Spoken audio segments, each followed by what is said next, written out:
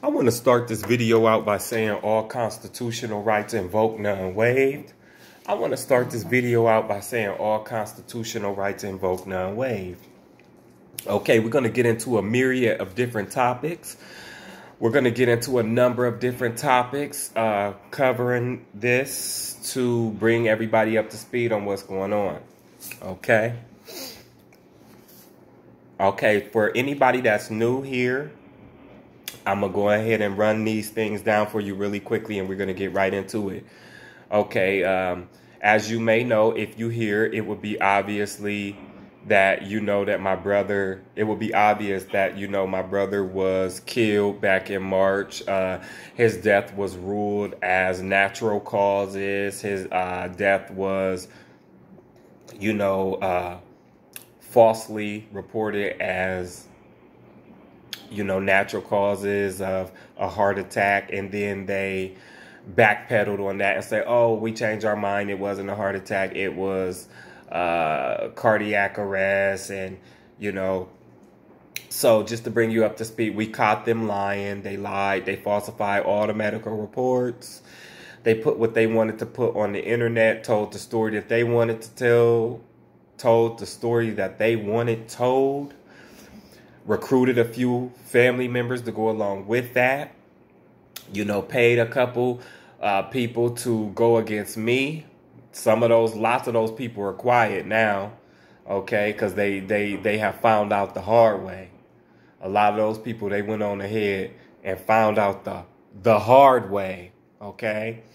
And the rest of them will be figuring that out here soon too. Now, we're going to get into some more of what we have on the table here. We're going to get into some more of what we have to show you concerning, you know, the evidence and stuff that we have gathered. Now, again, we're not going to be showing everything. We're just going to share some things with you so you can understand some of what was going on before all of this stuff happened this year and last year. Okay.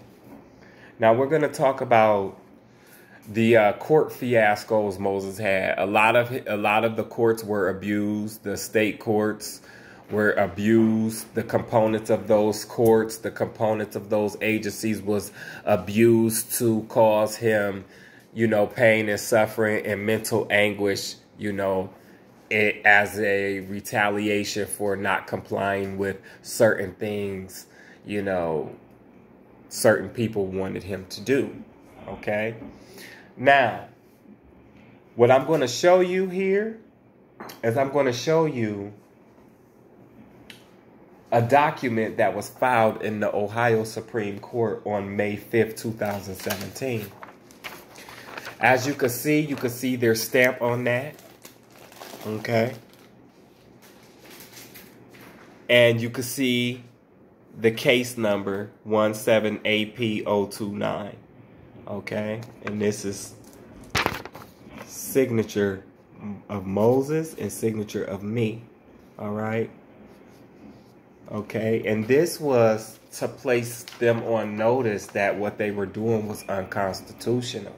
Okay, so the Ohio Supreme Court cannot say they didn't know, because they knew, because Moses put in an affidavit of disqualification in to get Judge Kim Brown off of his divorce case because she made death threats towards him on the record while the stenographer was there.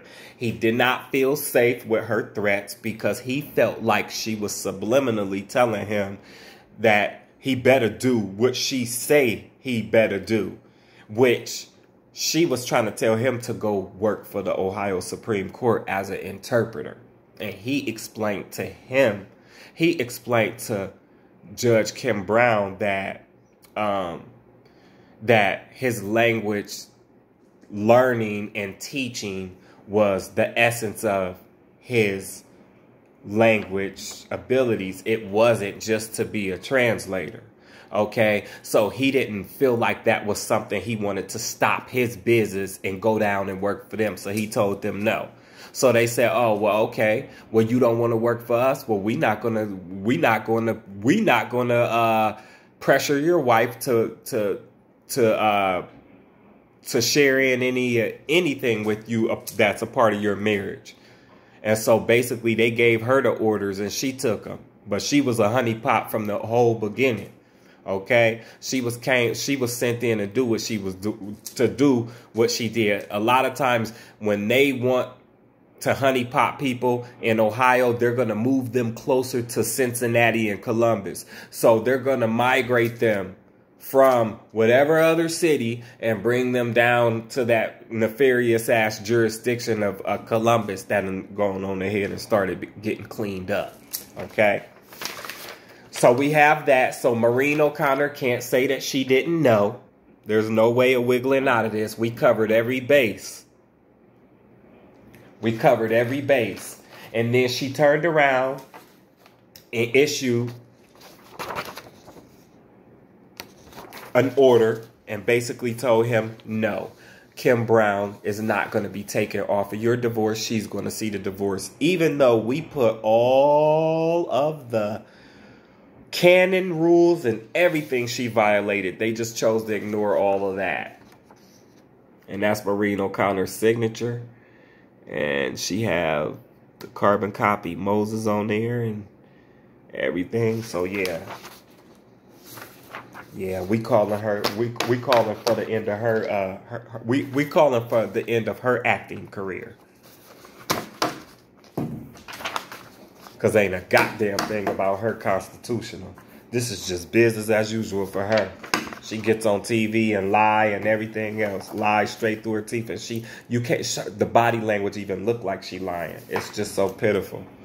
Okay, the next thing I want to talk about is Moses filed emergency injunctive relief with the 6th Circuit in Cincinnati because he was telling them, look, they took my kids away from me unconstitutionally, and they don't have the constitutional authority to do so.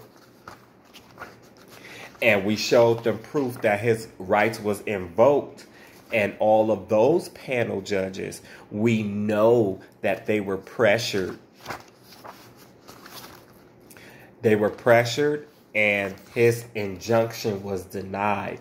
This injunction should have been granted, and what it should have told the Franklin County, Franklin County Domestic Court, it would have directly told them to cure the constitutional violations or whatever, suffer whatever consequences. Okay? It would not have addressed any components of, you know, making any kind of decision as far as custody or whatever, because that's not what their jurisdiction is. But they could definitely hand down the order and tell that lower court judge that, okay, we have evidence of invoked rights here, and you don't have the authority to continue on with what you're doing. So what you need to do is you need to cure those constitutional violations by ridding the record of that void judgment and curing those constitutional guarantees that's not up to you to decide if you want to do them or not, because they're guarantees as it's written in the Bill of Rights in Ohio's Constitution as well. These people just been doing what the fuck they want to do. And so when they get some real paperwork and when they get real shit in front of them, they don't want to acknowledge it. They don't want to acknowledge it because they don't know the person that it came from. Oh, we don't know you, so we're just going to not acknowledge that. That's the game they're playing. But they played a vicious game because now we have someone who died because of all of this. All of this. All of it. All of these people have to be held accountable. Every last single one of them. All of these people who decided on all of these motions in these courts and all of that, they're all a part of him dying. They're all a part of that. They dropped the ball. They don't know what the fuck they're doing. Or they're either A, they don't know what they're doing, or B, they're being forced to make court orders that their handlers tell them to make, so that would make them just pure actors Okay, so now we will have to address the issue of the handlers and go after the handlers and see who the handlers is answering to, and then see who they're answering to and see who they're answering to, because we understand that certain people is just taking orders, but we want to go up and we gonna bring them all down. So whoever okayed this shit, whoever put Moses on the list of a threat to national security for learning all them languages, whoever did it out of spite and put him on there, okay? Whoever did that, you gonna see, you gonna see us. You will look us and our people in our eyes. We will stare you down as we watch you go to your fate, okay? As we watch you, as we walk you to your doom, we will stare you down in the glowing part of your eyes as you meet your doom, and we won't take one eye off you.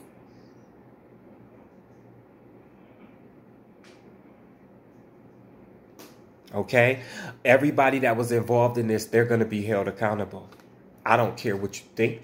You might think you not. Okay, you might think you not, but you're going to be held accountable. You cannot use a law that was created by Congress to usurp an invoked constitutional right. There's no way. There's no way. There's no way. Because the Constitution does not give the person the right. The right is God-given, but the Constitution is what supports and allows that person to say, well, hey, I ain't gonna play your game. I'm invoking my right. Fuck that shit. And then all bets are off. All that little jurisdiction and whatever, you got to be careful because it's lost when certain common law jurisdiction is invoked. Okay, so this injunction that was denied by the Sixth Circuit, and it was filed on September 6th of 2018, and it was denied. Okay, it was denied. Those people are a part of criminal activity. All right, those people are a part of criminal activity. The next thing we want to talk about is, let's talk about how much it cost. Okay, I'm going to cover up my address on here, but I want y'all to see this bill.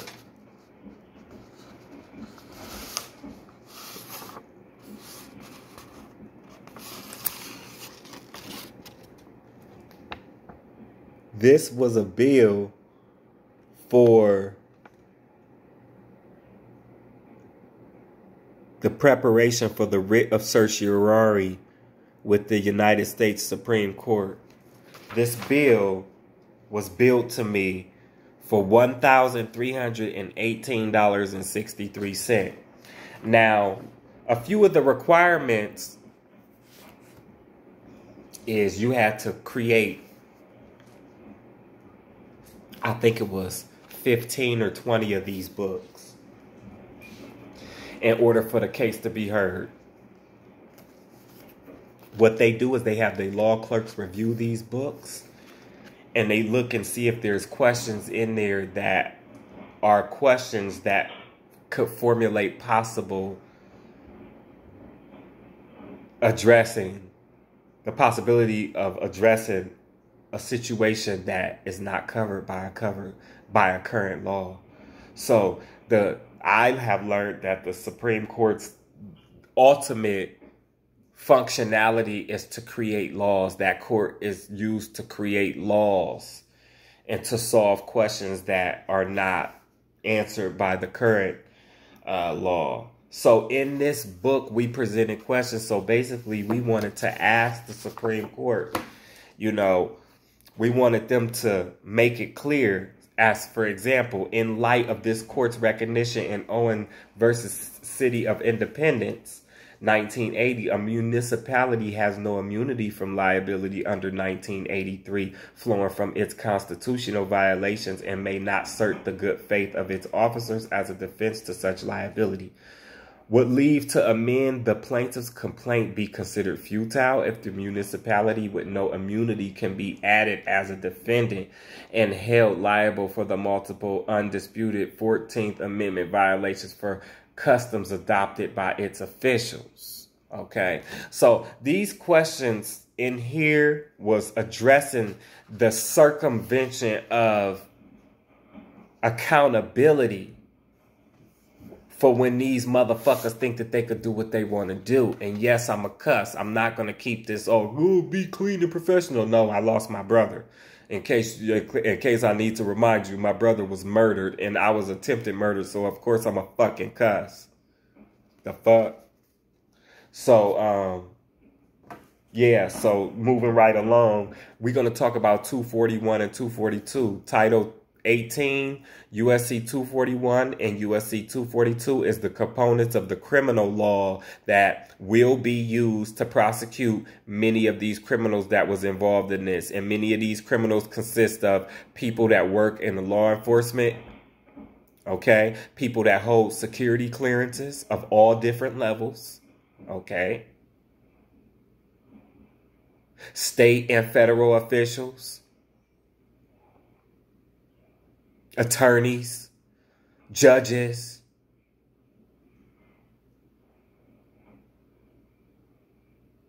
astronauts,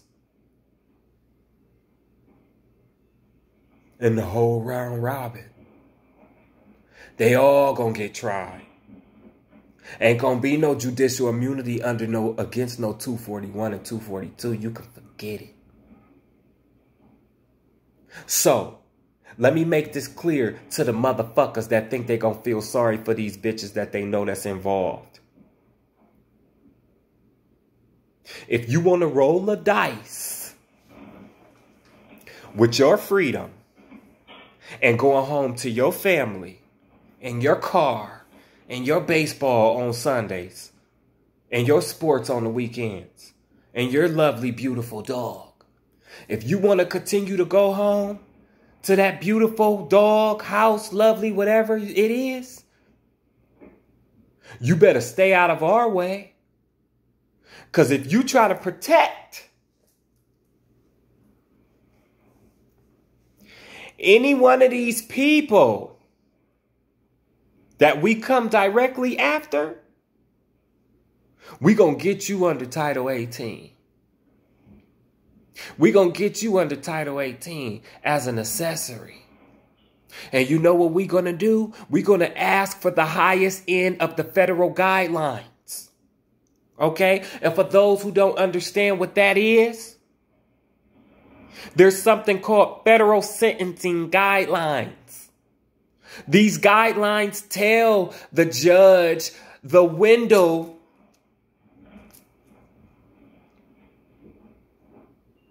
that you need to be in of years that you need to get locked up.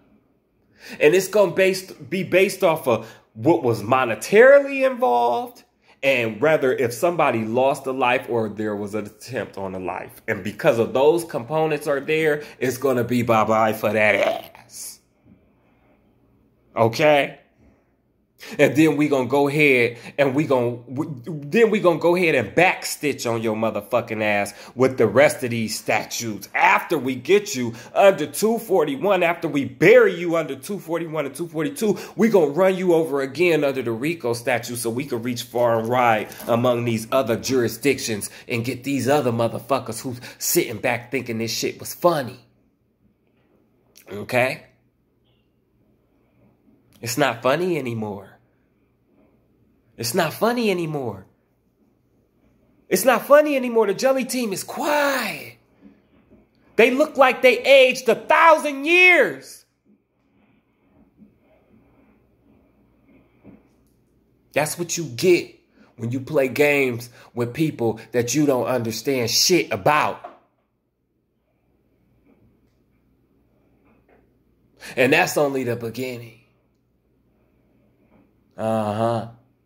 Oh, he was serious. Oh, guess what happened? Oh, yeah. Y'all, they should have never tried. They should have never tried to kill me. That was the worst thing. That was the worst thing. That was the worst thing. That was the worst. That was so bad. Okay. And let me also address something else. So, you know, the justice system, they failed us. They failed us. Okay? They failed us. Now, for all of you people that's saying, oh, well, what's going to happen? These people are going to jail. And the federal criminal statute does not provide a private right of action, which means that I cannot march my ass down there and I cannot say, okay, well, boom, boom, boom, and then they just go right and pick these people up. It doesn't work like that. There's different channels that this stuff has to go through when it's on a federal level. Okay? There's certain evidence. There's certain initial evidence that have to be corroborated. There's certain key things, key elements that have to be there in order for these people to fully go in, and they have started going in. I can tell you that they started. So those who they already started going in on, you know the severity of this situation, and you know that we ain't making no bones about what the fuck we gonna do, and you know that everything that we said is truthful and honest, and you know we tactful, and you know we watch from several different places. We watching everything, and you know, oh, he was right, he was telling the truth. Oh, guess what happened today? He was telling, yeah.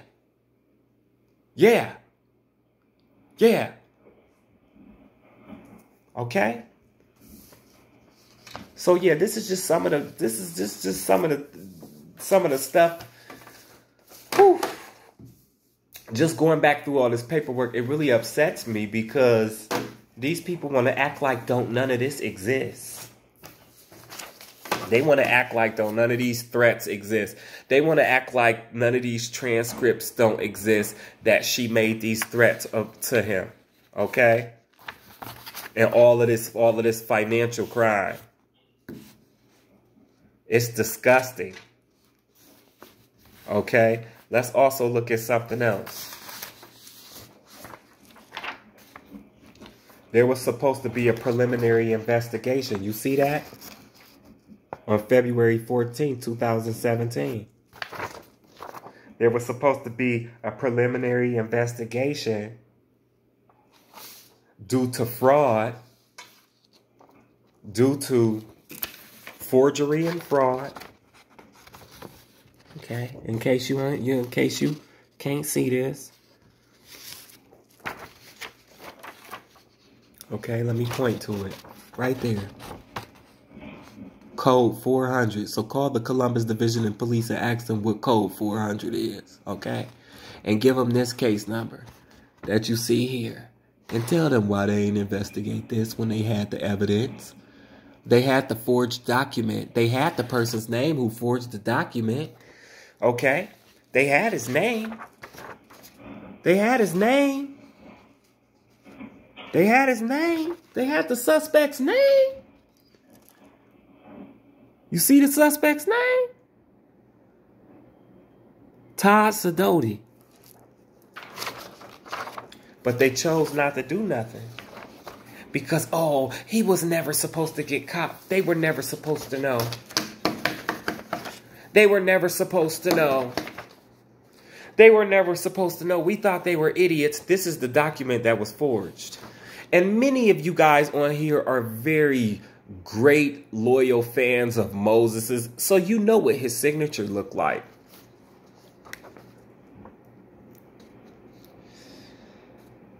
They forged the wife's name partially. They didn't even know her full name, so that's another way we caught them, because they forged just the first part of the Chinese name. And then they forged the Moses signature here. Okay, you guys know that ain't Moses' fucking signature. That's an insult to his calligraphy. Okay, that's an insult to his calligraphy. Okay, so you know we have everything to show what these people had done to him, and they had done this over many of the years.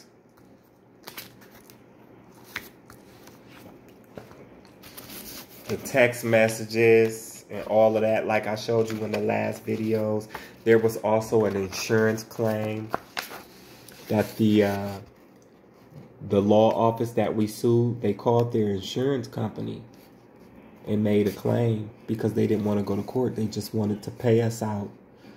But they said, oh, we're not going to do that for them. We're just going to throw it out. So they made all the arrangements to throw it out. So there was an insurance case and everything. You see it says Moses.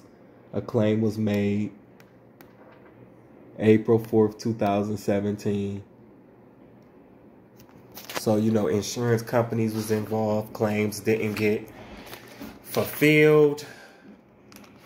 Oh, this thing is going to be so ugly. This is going to ruin a lot of people's lives. And we're okay with that.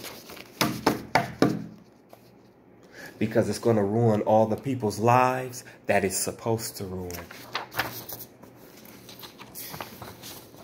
So I feel sorry for all the people's names that are on all of this. You all of you all, who you know what you participated in. And if you know, we know. And I'm telling you, you're going to jail. You're going to prison. Guaranteed. It's not a threat, it's a promise. And you know Mark don't make threats. He make promises. He's made good on everything he said he was going to do. Or he's making good on it. And his people is making good on it. Okay? Let's see. Okay, so we have a lot of people that's just going to be going to jail, and it's just going to be so sad. And it's so embarrassing because, you know, we have members of the Jelly team who thought they was cute. And it's not cute anymore. So I'm not going to make this video all drawn out any longer, but there's going to be a part 2. There's going to be a part 2. So watch out for part 2. And we're going to carry on from there, where we're going to be talking a little bit about Kelly Price. And we're going to be talking about that whole situation. But I'm going to roll a video clip right now. And then it's going to go to part 2.